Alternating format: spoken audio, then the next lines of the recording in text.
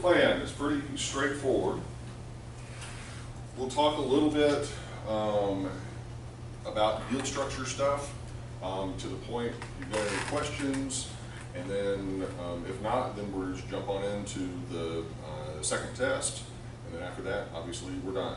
So my suspicion is those of you that are here are either taking the test or you've got a few questions about the deal structure assignment. So to start off, about the deal structure thing, and I'm hoping that I've already made this fairly clear, but just to make sure there's no confusion, what you're doing or being asked to do with the deal structure is to basically make it a little bit more complicated than the one that I had provided to you in class. Now, the one that I had given you in class, this is just a blank version of it.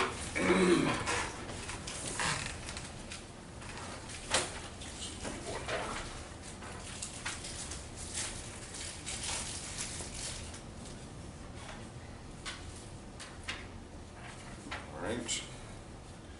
And so the idea behind this is potentially to sort of say, okay, number one, at a minimum, we need to add at least one more participant.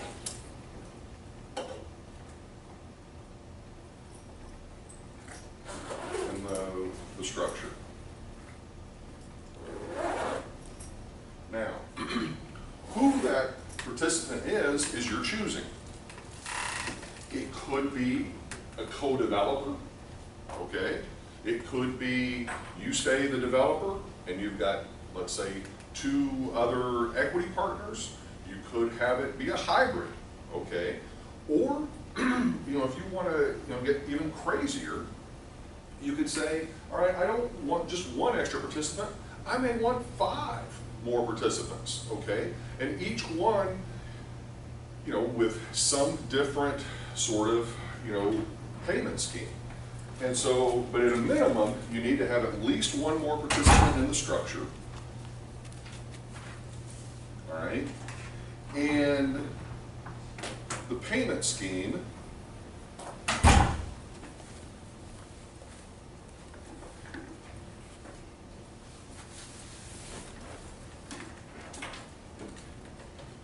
should be different for each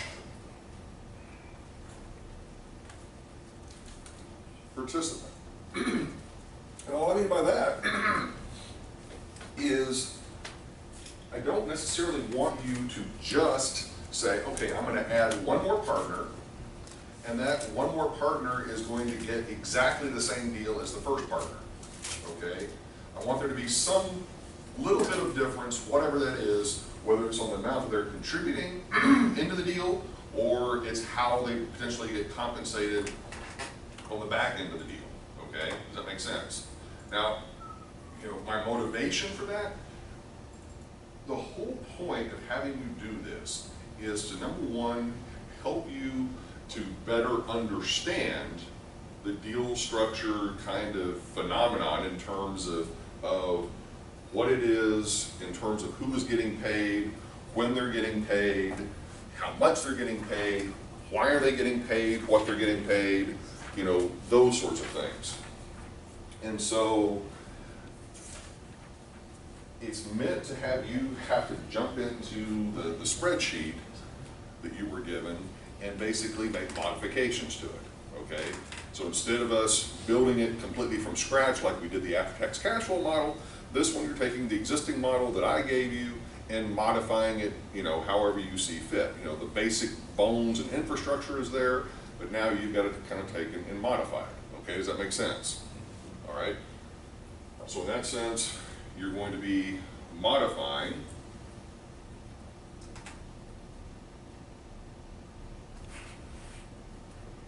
the base model, okay, to incorporate these changes.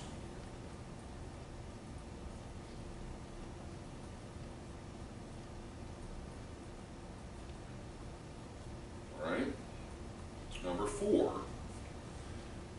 you need to probably develop a couple, at least,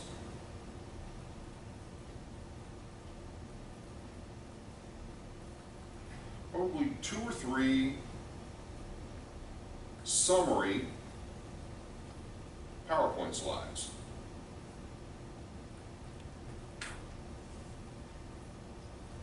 And what I would anticipate that you would have on those PowerPoint slides would be a description of, here is the developer, here is their sort of contribution and sort of return and kind of payment, and maybe with a few words sort of describing the situation. In other words, think of it like this. So not our formulas and how we did it, more Right. so how the deal is. Right.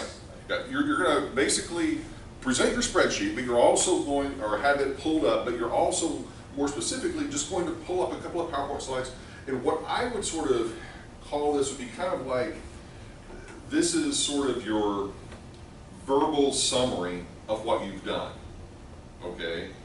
In terms of describing, you know, developer has this percentage of contribution, this, you know, sort of payment scheme coming from this source over this period of time, and potentially, I think it might not be a bad idea to include, you know, your reasoning behind setting it up this way. So that basically, you know, in terms of developing the 2 or 3 simple PowerPoint slides, you know, it should include basically a verbal summary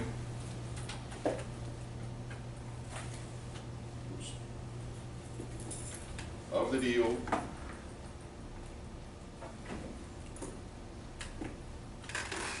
with motivations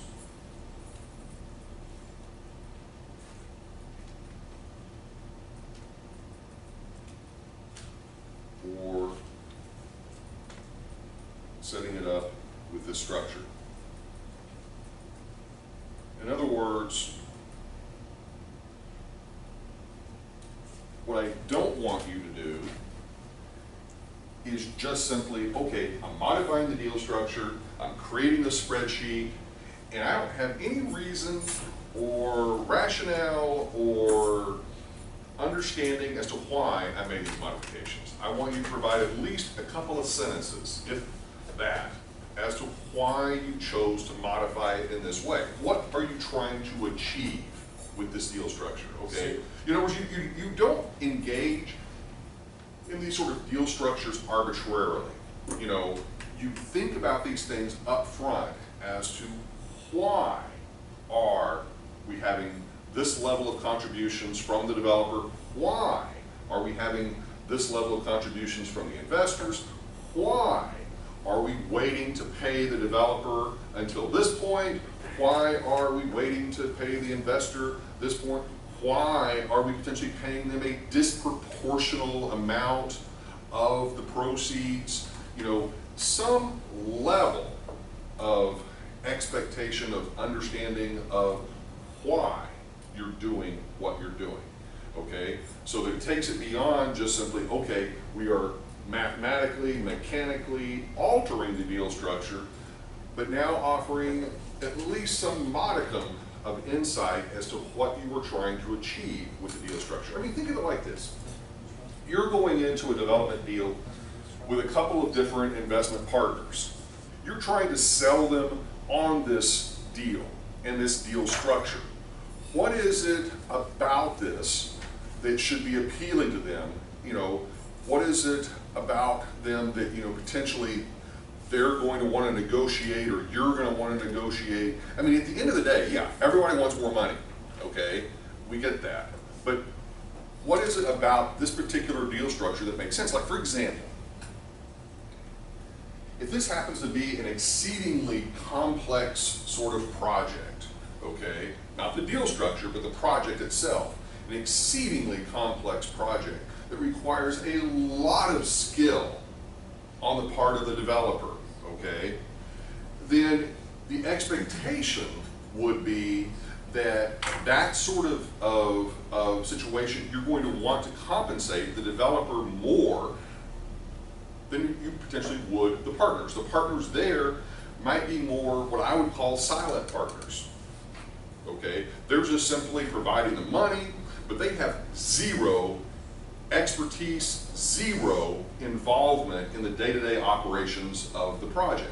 Okay, on the other end of the spectrum, you have a developer maybe that is doing a project that is just a simple, pretty much build a rectangular box on a piece of land with no real complications whatsoever. The developer is almost nothing more than a contractor in the sense of just build the building, okay? And the investors, potentially, understand that. They just don't want to have to inherently get their hands dirty with the project, but they understand the project. It's all very straightforward. They've been involved with it. So that is going to require a different type of deal structure. Does that make sense? Okay, there, you're probably going to have more of just a relatively fixed or smaller fee that the developer would probably receive, and the investors are going to receive the lion's share of the proceeds from the project. Okay, does that make sense?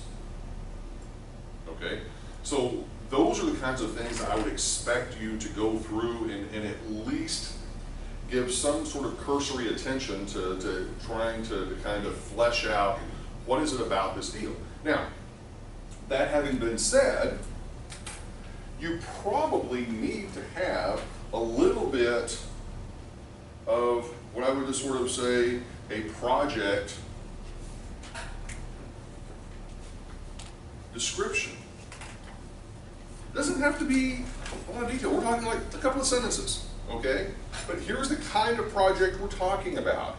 Is it this massive, complex mixed-use development, in downtown Miami, or is it just a simple rectangular box, on the highway, okay?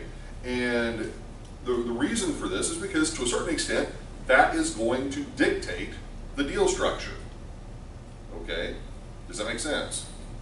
Now, it could be residential, it could be commercial, it could be mixed use. All I'm asking for is just a little bit of thought, a little bit of reflection whenever it comes to sort of explaining what it is you're doing and why you're doing it, okay? Because obviously, at the end of the day, yeah, it's all about the numbers, but I want you to show a little bit of understanding, a little bit of insight as to why you're doing what you're doing. Now, in terms of the precise formatting of this, I don't care, as long as the content's there, okay? Does that make sense? Okay? That is what I'm trying to achieve. There's no hidden agenda here. It's meant to be very, very straightforward in terms of what you're doing and how you're doing it. And so this is what I'm looking for. Okay, now, when we come in next week, the plan is that we would just start with these and we'll go through them. My suspicion is each person, it should not take more than probably 5 to 10 minutes per person. Okay, so we get the PowerPoints loaded up, you send them to me via email, or you get them somehow loaded on the machine, and we just blow through them. I ask a few questions potentially if there's something interesting about what you've done, or say, well, why didn't you do this, or did you think about this, that sort of thing. You respond to that, and then after we're done with all of those, then we jump into the comprehensive final for those people taking that. And if you're not taking that, then obviously you're free to go. And at that point, I can obviously give you what your current grade is in the course, and you can be gone. Can I go first? You can go first. All right? All right. Any questions? Yeah, on the, so when you say for us to describe the deal structure, I mean, not the deal structure, the actual project, for instance, you expect us to go ahead and throw in some different numbers as well?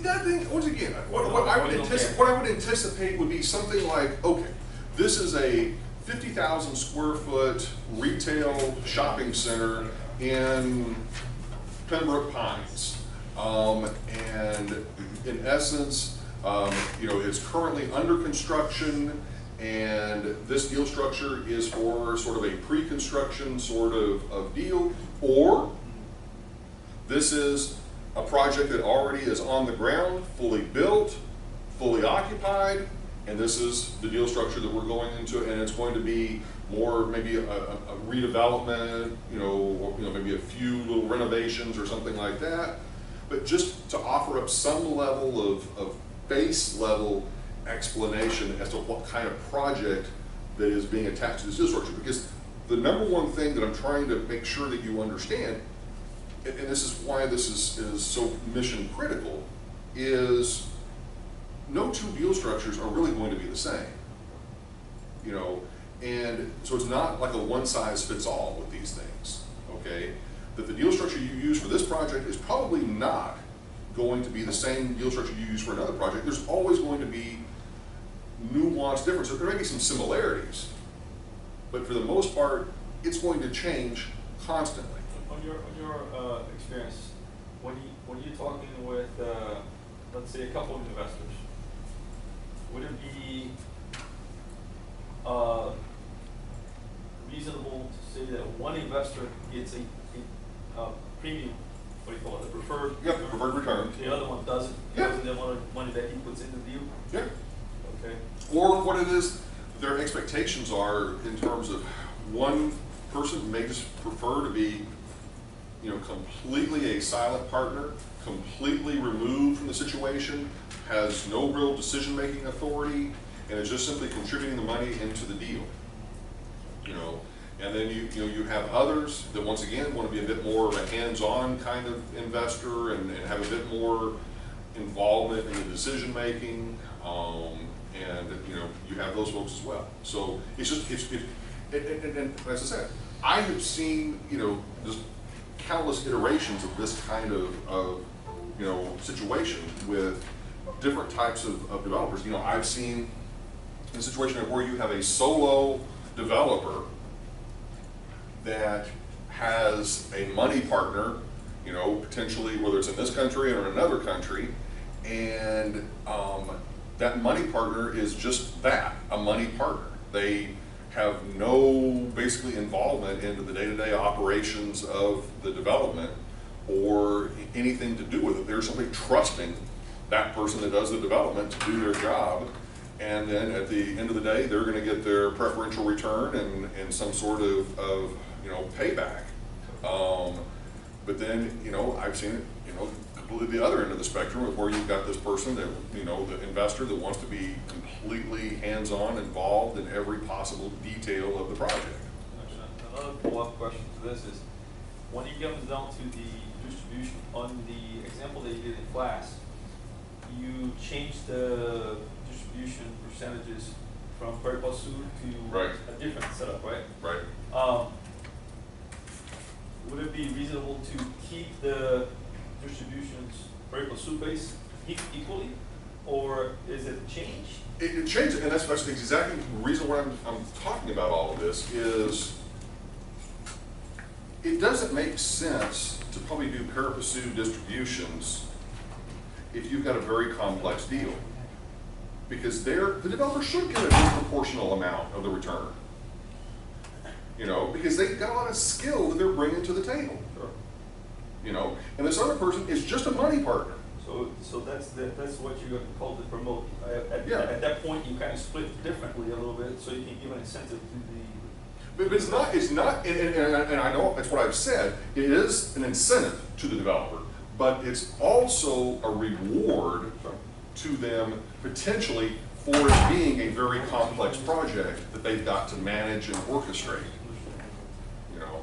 And so, chances are, your first deal out of the gate with some sort of a, equity partner, you're probably going to have very little control, very little, influence on, other than, they're going to probably be in the driver's seat on that. After you've got one or two reasonably successful deals underneath your belt, then all of a sudden you're going to either have banks chasing you, or you're going to potentially have, other investors or those same investors coming back to you and being a bit more sort of responsive to, what you bring to the table, because they realize, okay, he or she knows what they're doing, Yeah, this is nice. So you have two investors, one No. could be more involved and get a preferred percentage, and then the the other investor cannot hit that at all. Precisely. With all public sequence ranges. And then on the split, you can still manipulate, regardless of whether they came up with 50%, 40%, or 20%, whatever. Totally in the middle, when it comes down to the distribution, you can tweak it. Mhm. Okay? So on the PowerPoint, you don't really expect to have any numbers? Well, you're gonna have a couple of numbers, but it's not gonna be as heavily laden with the numbers in the PowerPoints. It's gonna be more, A story behind a little bit of a story. And once again, we're not talking a full narrative here. We're talking a couple of sentences, you know, on each of these little things to just explain, you know, some, like, think of it like this. like a form of you gave us, you spelled it out. Yeah, in essence, you know, you've got a little bit of a narrative that basically describes, here's the situation, okay? So that someone cold picking this up knows what they're dealing with, okay? That's all we're saying. Okay? All right, any other questions? It's not meant to be, you know, it's only worth 5% of your grade, you know, and pretty much if you do it, and you do just a halfway reasonable job, you're gonna get full credit for it, okay? But it's more of just, you know, having you go through these steps, okay? All right, other questions? Okay, in that case, those of you that are then staying for the second test, we'll get started on that. Hey, what is